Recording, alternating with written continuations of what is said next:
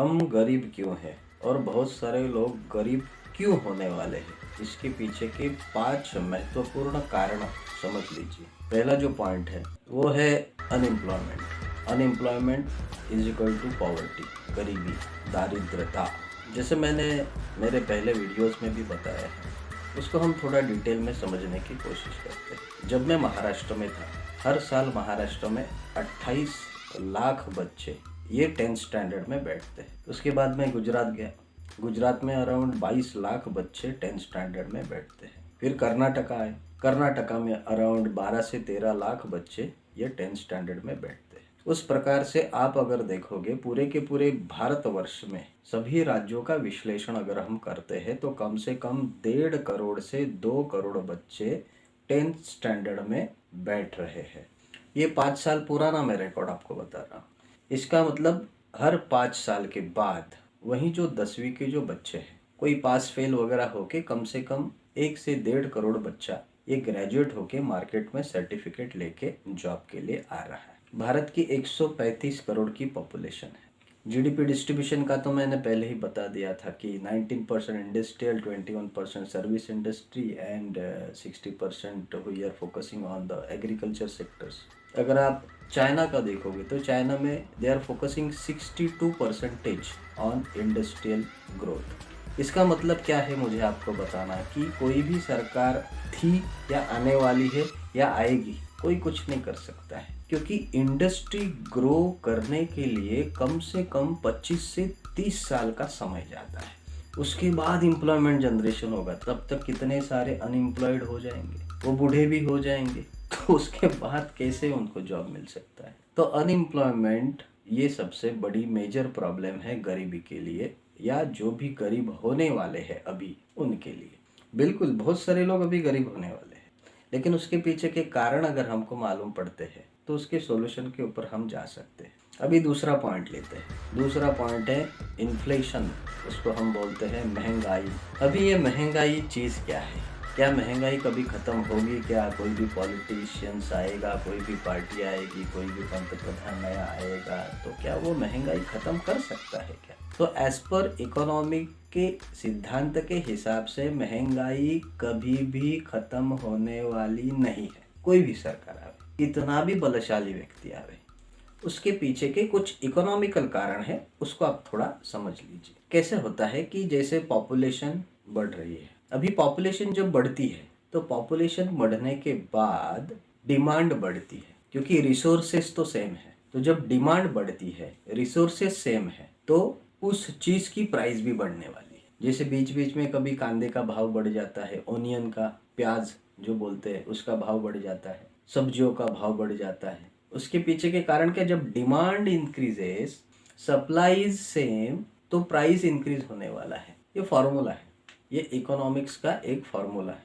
तो इन्फ्लेशन कभी भी खत्म होने वाली नहीं है। सोने का भाव कभी भी खत्म होने वाला नहीं है, वो बढ़ती रहेगा, क्योंकि सोना ये क्या प्रोडक्ट तो बढ़ने वाला नहीं है, लेकिन the demand for the gold is going to be increase.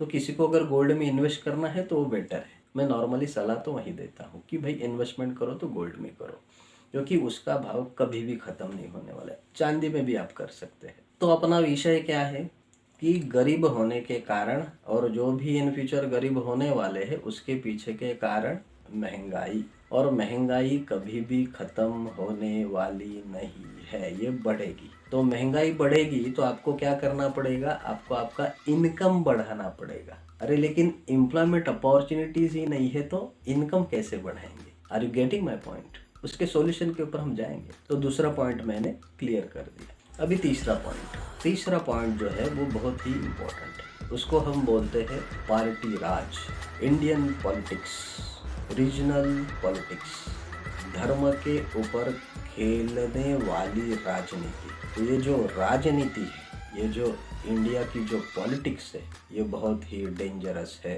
और ये जो पॉलिटिशियंस है, ये हमको गरीब और उससे भी गरीब और भी गरीब बनाते हैं। कोई भी आवे, कितना भी अच्छा हो, लेकिन ये लोग गरीब बनाएंगे, क्योंकि पार्टी, अगर वो एक व्यक्ति है और वो किसी भी समुदाय का नहीं रहता, किसी भी पार्टी का नहीं रहता, तो वो कुछ कर सकता है। तो इसी की वजह से बाबा साहेब अम्बेडकर जी ने अपने संविधान में एक प्रावधान दिया है कि अपक्ष उम्मीदवारों को आप संसद में भेजो। ये पार्टी को भेजोगे, ये पार्टी को अगर आप वोट दोगे, फिर वो कोई भी पार्टी हो, अच्छी हो या बुरी हो, बाद में ये सभी लोग सेम ही होते हैं, क्योंकि उसके बाद उनका एक ही लक्ष्य रहता है कि उनकी जो पार्टी है वो जीतनी चाहिए। वो अपने भारत को जिताने की कोशिश नहीं करते, वो अपनी पार्टी को जिताने की कोशिश करते, वो अपने सदस्य को जिताने की कोशिश करते, वो हमको नहीं जिताते। तो इसी की वजह से अपक्ष उम्मीदवार को वोट अगर आप देते हैं, कोई भी हो, जो भी हो, अच्छा होना चाहिए आपके हिसाब से। और उसी अपक्ष उम्मीदवार के हिसाब से जब इलेक्शंस की ये जो अपनी लोकशाही पद्धति होती है, तो ही हम बहुत अच्छा जीवन जी सकते हैं। लेकिन ये तो होने वाला है नहीं। अभी चौथा पॉइंट हम समझने की कोशिश करते हैं। ये बहुत ही इंटरेस्टिंग टॉपिक है। रोबोटिक युग आने वाला है। Robots are going to rule all over the world. आगे आने वाले 30 या 50 साल के अंदर everywhere you will find robots. ये मैं नहीं बोल रहा हूँ, इलोन मस्क करके एक बहुत ही बड़े साइंटिस्ट है जिन्होंने टेस्ला बनाई है, टेस्ला के जो मालिक है वो बता रहे हैं, और भी बहुत सारे साइंटिस्ट प्रेडिक्ट कर रहे हैं। Machines, robots, they are going to take all the jobs. जो भी कंसल्टेंसी के है, जो भी काउंसलिंग के है, जो भी टीचिंग के है, वो सभी जो चीज़ें हैं वो रोबोट्स जॉब लेने वाले हैं। हमारा पॉइंट्स क्या है कि हम गरीब क्यों हैं और गरीब क्यों होने वाले हैं। तो रोबोटिक या robots, machines, they are going to make you unemployed. ये सही है या गलत है, इसके बारे में हमको चर्चा नहीं करनी है। उसके बहुत सारे सॉल्यूशंस भी है, वो हम स्पिरिचुअल साइंस के माध्यम से आप सभी लोगों को देने की कोशिश हमेशा करते रहेंगे। पांचवा जो पॉइंट है वो भी बहुत ही इम्पोर्टेंट है, उसको हम बोलते हैं इंटरनेशनल पॉलिटिक्स। हर एक देश अपने खुद को बलशाली, बलवान, नंबर 1 बनाने की कोशिश कर रहा है। अभी की जो कोरोना की परिस्थिति है, अभी नया ओमिक्रॉन करके एक वायरस भी आ गया है।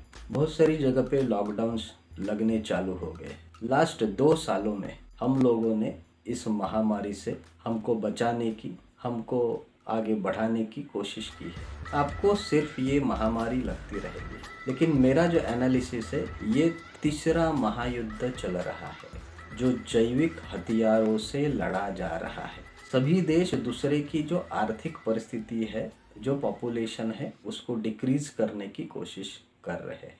युद्ध में भी तो वही होता है कि दूसरों को मारते हैं, दूसरों की इकोनॉमिक्स को तहस नहस करते हैं और खुद की इकोनॉमी को डेवलप करने की कोशिश करते हैं। तो ये जो तीसरा महायुद्ध चल रहा है, वर्ल्ड वॉर जो है, ये वर्ल्ड वॉर कोरोना के माध्यम से, ओमिक्रॉन के माध्यम से और भी बहुत सारे वायरस आगे आने वाले 4 या 5 सालों में आने की आशंका मुझे लग रही है। अगर नहीं आता है तो अच्छी बात है, लेकिन इसकी वजह से हम गरीब हो रहे हैं और होने वाले हैं। तो ये जो 5 कारण हैं, उसकी वजह से हम गरीब हो रहे हैं और गरीब होने वाले हैं। स्पिरिचुअल साइंस के माध्यम से हम हर एक पॉइंट का सॉल्यूशंस किस प्रकार से निकालना है उसके ऊपर काम कर रहे हैं। और जैसे ही आप हमारे डिस्ट्रिक्ट काउंसलर बन जाओगे, तो जो भी ये प्रॉब्लम्स है उसको किस प्रकार से सॉल्यूशन में कन्वर्ट करना है, ये सभी चीज़ें आपको आगे आने वाले हर एक समय समय पे मार्गदर्शन के रूप में मैं हमेशा आपको देते रहूँगा। Thank you very much.